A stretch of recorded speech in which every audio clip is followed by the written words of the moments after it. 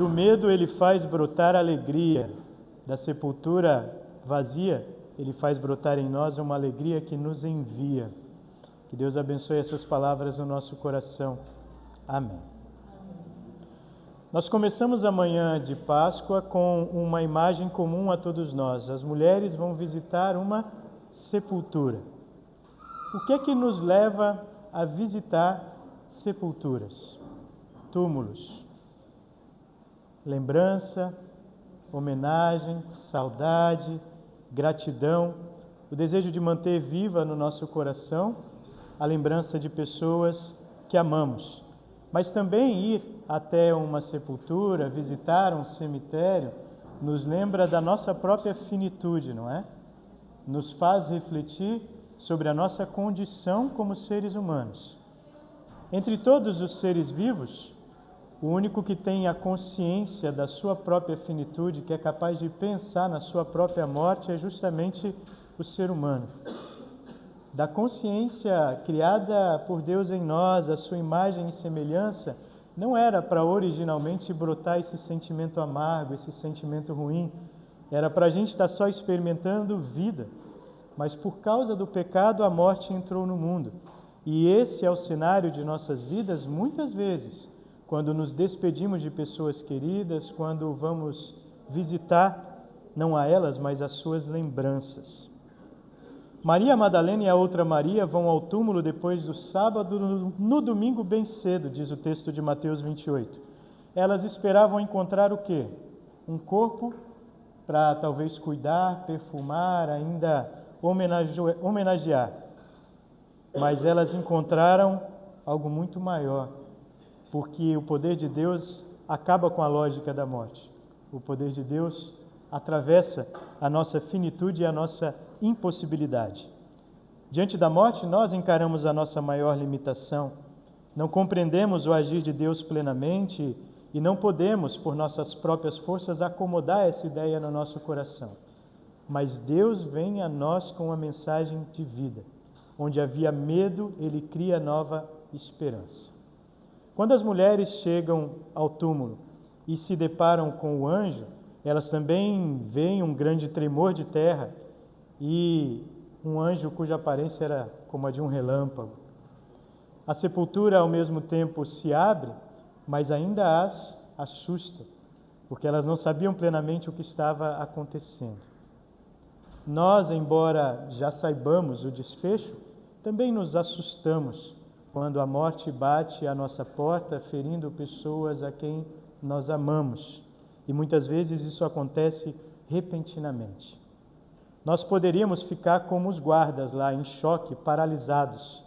Mas nós somos chamados por Deus, por seu amor, a ultrapassar isso e a também nos alegrar, como as mulheres foram se alegrando aos poucos. E o que a gente vê nesse texto é isso, um movimento, tanto no anúncio do anjo, como depois no encontro com Jesus no caminho, em que o medo vai se transformando em alegria.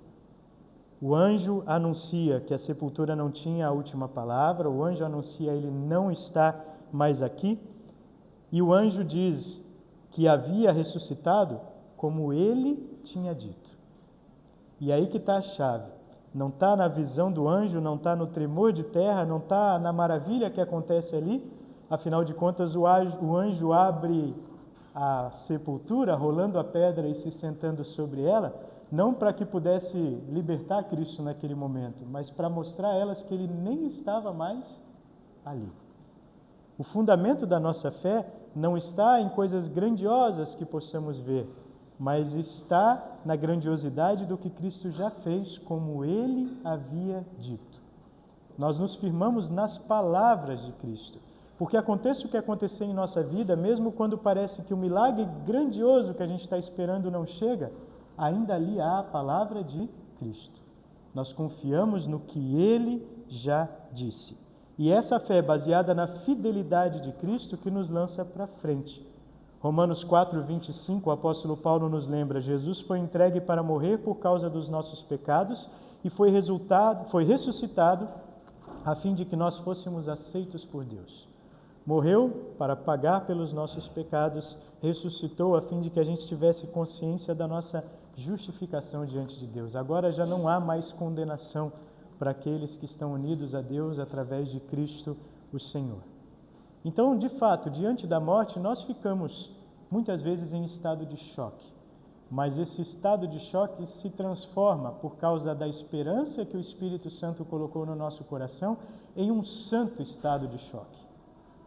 Junto com o medo, ou logo em seguida, vem a alegria, a esperança. Nós somos lembrados que Cristo ressuscitou e que, portanto, nós também ressuscitaremos. No caminho, as mulheres estavam com medo, mas cheias de alegria. As duas coisas convivem, né? Enquanto elas andam e voltam da sepultura. Mas aí Jesus se coloca à frente delas no caminho. E aí o medo se esvai. Ele diz, paz seja com vocês. E ele diz, não tenham medo. Vão dizer aos meus irmãos que o Cristo ressuscitou e eu os encontrarei lá à frente depois. Jesus está declarando uma nova realidade que para elas apaga o medo. Elas abraçam os seus pés e elas veem que ele realmente está ali de carne e osso. Esse detalhe é importante. Os evangelistas insistem em colocar nos relatos da ressurreição que pessoas várias vezes experimentaram a sensação de ver que não era só uma aparição. Jesus estava ali de carne e osso. Ele se deixa tocar, ele come com eles outras vezes, ele mostra a eles por várias vezes que não havia dúvidas da ressurreição do corpo, porque é nisso que nós também cremos. Nós dizemos no credo apostólico, também no niceno, que nós cremos numa ressurreição que não é simplesmente alminhas flutuando no céu, né? Mas nós teremos um novo corpo, como diz o apóstolo Paulo, glorioso como o corpo de Cristo na ressurreição. É algo que nós não podemos entender completamente, mas em que nós cremos. Já dizia Jó que ainda nesse corpo eu verei o meu Redentor. Essa é a alegria que vence o medo. É daí que brota o ânimo para seguir em frente. Assim como Jesus apareceu àquelas mulheres no caminho, esteve com elas, Jesus está hoje na nossa caminhada também. Em espírito é verdade, mas também corporalmente Jesus está conosco, está? Quando é que Jesus está corporalmente conosco? Daqui a pouquinho na Santa Ceia. É o milagre de Deus, em que recebemos em nós, de maneira real, não apenas simbólica, o corpo e sangue de Cristo. Nós não podemos entender, mas recebemos e sabemos o quanto isso faz diferença na nossa vida. E é esse o envio que Jesus dá às mulheres e que nós recebemos também, de dizer a outras pessoas dessa esperança, de dizer num mundo que anda tão cheio de morte, perplexo com o ciclo da morte que parece que não se encerra, dizer, Ele ressuscitou. Paz seja contigo, não tenha medo. A alegria pode brotar no meio do medo quando nós também somos instrumentos a partir do batismo, do sacramento da ceia, da palavra que vai nos impulsionando, somos instrumentos para levar o amor de Deus às pessoas, para declarar novidade num mundo em que parece que a morte é a repetição constante, para declarar nova vida também na nossa vida. Muitas vezes nós estamos ainda atrelados a coisas que nos levam à morte.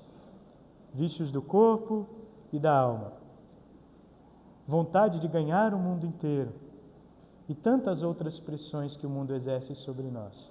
Mas somos chamados a nos voltar para as coisas lá do alto, como diz o apóstolo Paulo. A lembrar que pelo batismo nós fomos ressuscitados com Cristo. Morremos para o mundo, ressuscitamos para uma nova vida. Enquanto estamos no mundo, agimos como instrumento de Deus, na nossa vocação, na nossa família, onde nós estamos. Mas já estamos mirando as coisas lá do alto. Nos sentirmos assim chamados e enviados por Deus, muda a nossa vida. Nós precisamos falar mais às pessoas a respeito da ressurreição de Cristo. Os primeiros cristãos se colocavam assim, como testemunhas da ressurreição. Todo domingo para nós, não só o domingo de Páscoa, é dia da ressurreição do Senhor Jesus. Assim como os judeus no Antigo Testamento guardavam o sábado, era o dia da criação, Deus completou tudo e viu que tudo era muito bom, nós hoje temos o domingo com um significado especial, porque é a nova criação, é um novo começo a partir da ressurreição de Cristo, e é nisso que nós nos firmamos. E aqui um detalhe bem interessante. Na tentação da serpente, o diabo, no jardim do Éden, ele consegue estrategicamente fazer com que a morte entre no mundo e se espalhe, tentando primeiro Eva, a mulher. Quando Jesus ressuscita e começa a espalhar a notícia de que a morte tinha sido vencida, e queria que essa notícia espalhasse vida pelo mundo, a quem ele aparece primeiro?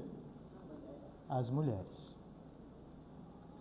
Há algo todo especial que precisamos reconhecer como homens, numa santa alegria que as mulheres têm em meio ao medo. E a vida das mulheres hoje é cercada de muitos medos, não é?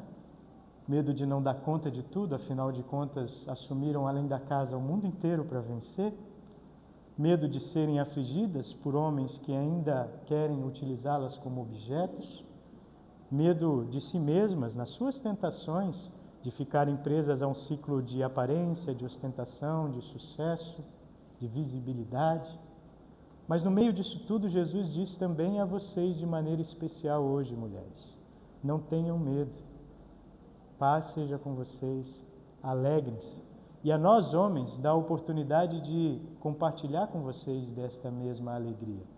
Mães, mulheres que sentem medo, mas ainda assim continuam seguindo em frente e nos contagiam com essa alegria que brota no meio do medo. Eu acredito de verdade que Deus escolheu de maneira especial abençoar os nossos lares com as mulheres também. E eu não vou agradecer a mim aqui agora, porque se tornaria um discurso bem pessoal, mas eu sei o quanto Deus dá alegria através de tudo que faz com ela na minha vida também. Que Deus abençoe, para que a gente tenha, homens e mulheres, essa mesma consciência, para que a gente tenha uma suave, doce alegria que vem da vida que há em Cristo, e para que, lançando-se aos seus pés, cada um de nós possa também se tornar depois instrumento do seu amor, chamando a todos os outros irmãos e dizendo: Cristo ressuscitou, Ele realmente ressuscitou. Vamos dizer juntos? Cristo ressuscitou, Ele realmente ressuscitou. Amém. Aleluia.